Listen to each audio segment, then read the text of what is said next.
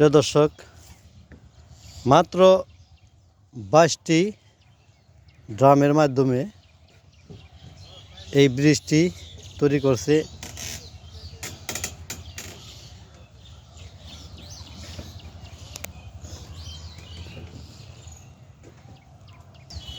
ব্রিজটা উপকারের মধ্যে আসা যাওয়ার জন্য সব জায়গায় সব কিছু সুবিধা হয়েছে।